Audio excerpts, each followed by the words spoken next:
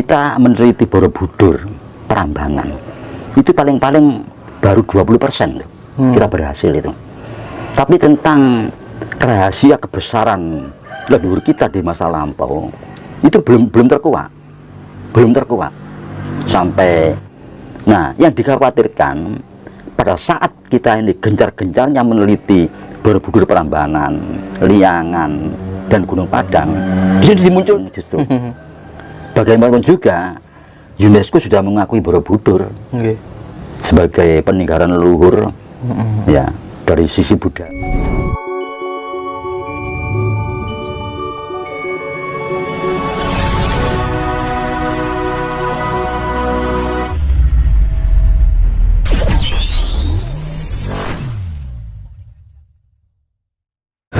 Baik, assalamualaikum warahmatullahi wabarakatuh. Salam rahayu untuk kita semuanya. Sore hari ini kita alhamdulillah bisa silaturahmi kembali di rumah Mbak Gatot. Beliau guru kita dalam konteks sejarah dan spiritual ya teman-teman. Jadi gini Mbak Gatot, penggalan sejarah, pemutarbalikan fakta sejarah ini kan dampaknya sangat luar biasa untuk generasi penerus yang akan datang, sehingga paling tidak kita yang sadar terhadap pentingnya pelurusan sejarah ini berupaya untuk mengembalikan ke jalan yang benar, sejarah yang benar, karena ini menentukan kebangkitan sebuah bangsa. Bagaimana Mbak Gatot memandang hal tersebut? Begini, jadi sudah berkali-kali saya jelaskan ya bahwa sejarah bangsa kita ini terpenggal di perjalanan, terpenggal, ditenggelamkan, dikaburkan, diputus kita dengan leluhur kita. Terus kebesaran kita itu diacak sehingga sulit mencari data, kan itu yang dilakukan oleh bangsa-bangsa yang tidak menginginkan kita maju. Nah, sekarang ini kan ramai lagi dibicarakan oleh terutama generasi muda ya tentang tulisan atau karya Stephen Oppenheimer ya dan Profesor Aryo Santos itu ramai-ramainya sekarang ini. Begini, jadi ada satu lagi yang perlu kami sampaikan atau bahasa kerennya kami ingatkan ya kepada generasi muda sekarang. Itu rupanya ada pengalian pandangan. Jadi ada pengalian pandangan. Itu ada rupanya. Jadi kalau selama ini itu yang kita lihat kan penggalan sejarah. Jadi sebagaimana yang kita ketahui bahwa untuk menghancurkan suatu peradaban itu kita dipotong dengan leluhur, ditenggelamkan sejarahnya, dikaburkan dan sebagainya itu. Tapi ada bahaya lagi sekarang ini, mengalihkan pandangan. Mengalihkan pandangan. Iya, mengalihkan pandangan. Sebetulnya dari percandian atau bangunan-bangunan kuno yang telah kita ketemukan selama ini itu cukup. Misalnya Borobudur, Prambanan, Candi Sewu, Candi Gedong Songo, Candi Mendut, sampai kepada percandian yang dibuat pada zaman Mojopahit yang tersebar kemana-mana. Itu sudah lebih dari cukup. Bahkan dengan ditemukannya situs Liangan, situs Gunung Padang yang sekarang lagi diteliti oleh para ahli. Para peneliti memang kalau kita lihat di samping para ahli ya, para akademisi, ahli geologi, ahli sejarah, ahli arkeologi, juga ada para peneliti kalau boleh saya sebut embongan. Amatiran ya. Itu yang luar biasa. Anak-anak muda yang pemerduli sejarah itu berlomba-lomba untuk meneliti.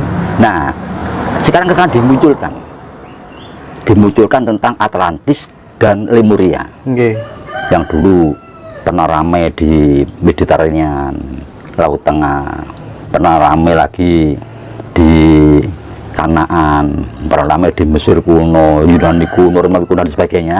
Nah sekarang ditunjuk oleh Stephen Oppenheimer nih ya, dan Arius Santos ini, itu seolah-olah ada di Nusantara, di Indonesia.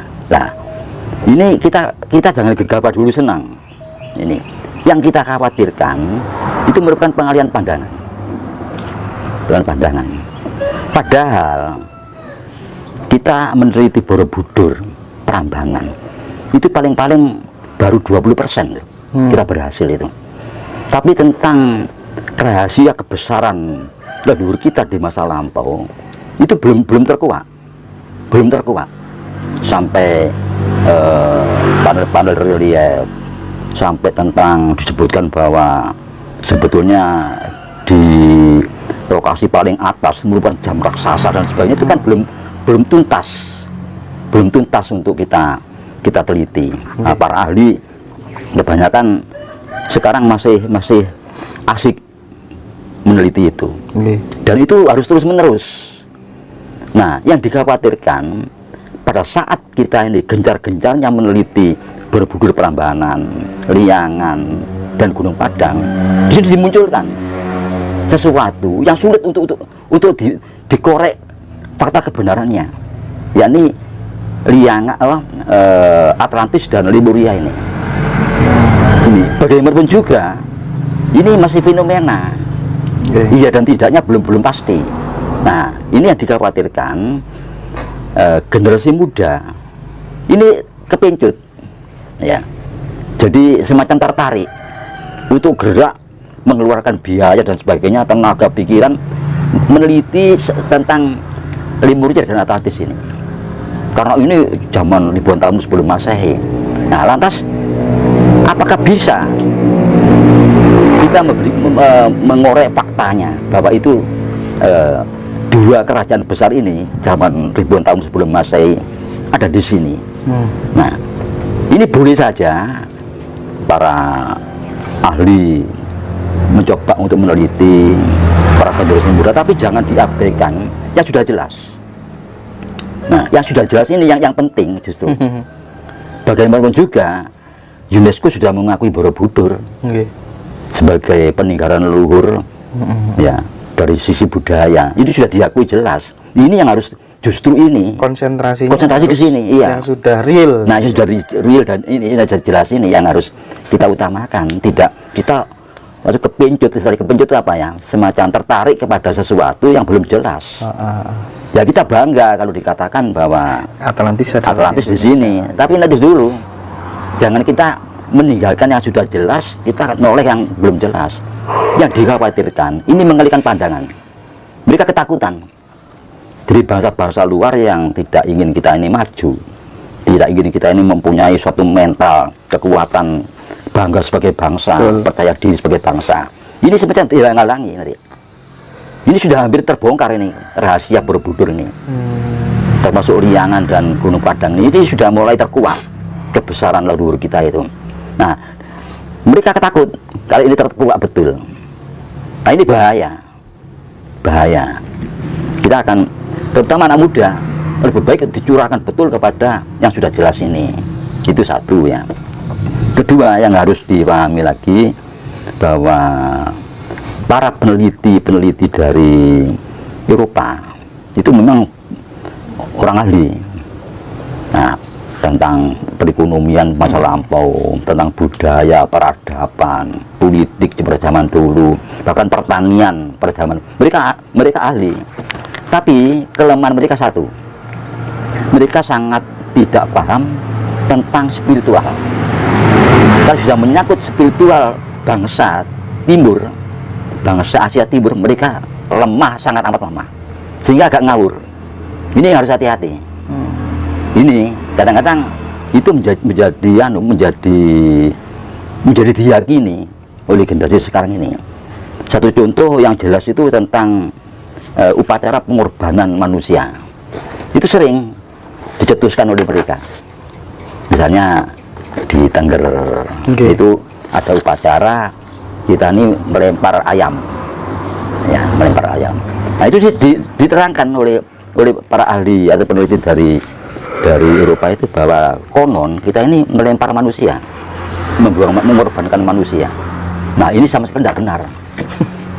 Hanya melihat atau mendengar cerita dari orang Tengger itu bahwa orang Tengger punya satu keyakinan kalau orang itu meninggal dan masih penuh dosa, arwahnya itu berkeliaran di lautan pasir ini.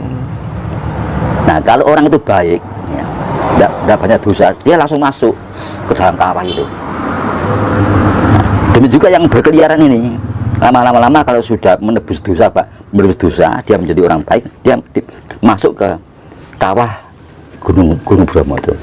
Ini orang Barat sangat tidak mampu untuk membedah apa pengertiannya ini, sehingga disimpulkan vulgar, jadi apa ya, letter aja. Iya. Berarti mereka itu lemah sekali. Ini tidak boleh kita buat sebagai panutan. Mereka sangat salah, sangat tidak paham tentang ajaran spiritual bangsa kita, khususnya bangsa Timur, Asia Timur pada umumnya.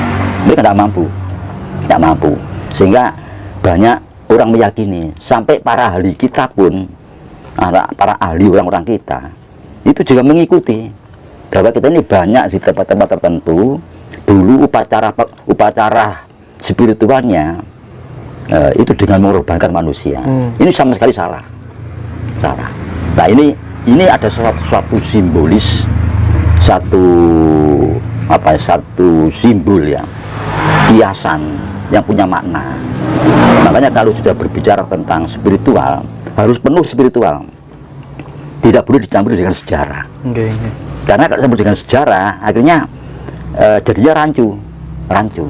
Yang pernah saya terangkan tentang Sunan Kalijogo, Bimo Sakti, Bimo Suci, ini kan simbolis semua. Demikian juga tentang satu cerita bahwa tentang pengorbanan manusia. Ini tidak letterlek, tidak saklek begitu, tidak. Ini satu kiasan. Tidak benar kalau kita ini leluhur kita ini punya ajaran spiritual terlalu dangkal, ya, Pak, ya? Terlalu dangkal, ya. Jadi para ahli penelitian, para peneliti dari Eropa itu sangat lemah kalau kita menyangkut spiritual, sangat lemah. Tidak boleh jadi panutan, tidak boleh kita tiru, harus kita sangkal itu. Nah, sekarang kembali kepada penggalan sejarah, ya. Penggalan sejarah yang menyangkut kebesaran leluhur pada masa lampau. Ini kan kita khawatirkan bahwa kebesaran ini ditenggelamkan, sejarah dikaburkan. Hubungan kita dengan leluhur, semacam resonansi kita dengan leluhur ini diputus. Nah, oleh karena itu pada kesempatan ini saya ingin menyampaikan kembali tentang situasi Nusantara ini, atau itu zaman Mojopahit, ya. Situasi politik menjelang jatuhnya Mojopahit dan situasi politik pada saat jatuhnya Mojopahit dan beberapa saat setelah Mojopahit jatuh. Ini situasi politik ini yang kabur. Satu contoh aja, ya, para ahli sejarah kita yang top, Profesor Dr. Samud Mulyana. Beliau sangat rajin dan sangat cerdas, sangat jeli di dalam menguak sejarah-sejarah masa lampau. Tapi demikian beliau menyampaikan kapan Mojopahit jatuh, dia tidak bisa, tidak bisa memastikan. Ini kan gambaran. Nah, dari yang kami sampaikan ini, itu kami ingin menyampaikan tentang bagaimana situasi politik pada menjelang jatuhnya Mojopahit. Sebab banyak menyebut adanya perang saudara. Adanya perang saudara. Ini kalau di dalam buku sejarah versi Orde Baru, ya, versi Orde Baru, yang disebutkan bahwa buku ini diterbitkan atas dasar TAP MPR nomor 2 tahun 83 tentang GBHN, Garis Besar Haluan Negara, tentang pembangunan manusia seutuhnya, membangun seluruh masyarakat Indonesia. Nah, tujuan buku ini untuk apa ya? Untuk menerbitkan semangat kebangsaan dan cinta tanah air. Itu tujuan buku ini. Yang ditulis oleh Kansil dan Yulianto. Itu jatuhnya Mojopahit itu akibat sebelum bangsa Eropa masuk, itu terjadi disintegrasi antara negara daerah dengan pusat, pemisahan, pemutusan hubungan, ketidakpatuhan kepada pusat, disintegrasi.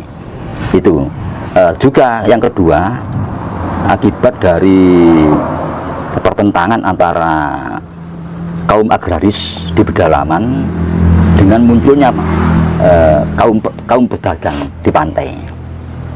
Nah, ini yang ketiga, setelah terjadi disintegrasi semacam ini, maka semua negara daerah memisahkan diri dari Mojopahit. Diri. Nah, Mojopahit tidak berdaya karena terjadi perang saudara. Nah, di sini kita harus membedakan ya antara agama dan bangsa. Harus kita bedakan. Jadi dalam menyampaikan sejarah itu harus kita bedakan dengan jelas antara misalnya orang India dengan agama Hindu Buddha, orang Arab dengan agama Islam, orang Eropa dengan Nasrani. Harus kita pisahkan. Sebab semua bangsa asing yang masuk ke sini itu ada boncengan. Maunya menyebarkan agama, tapi juga ada goncengan dari para politisi, para negarawan, ada para petualang ikut. Juga misalnya ada Eropa, itu yang datang ke pedagang, para pedagang, terus diikuti oleh pemerintah, Spanyol, Portugis, Inggris, Belanda. Tapi tidak mustahil, tapi juga pemerintah mengirimkan juga ulama, pastor, pendeta. Nah, di sini untuk agama kita tidak udik-udik. Itu semua, baik itu Hindu, Buddha, Kristen, Islam, itu orang-orang suci, orang-orang yang memang punya etikat baik untuk agama.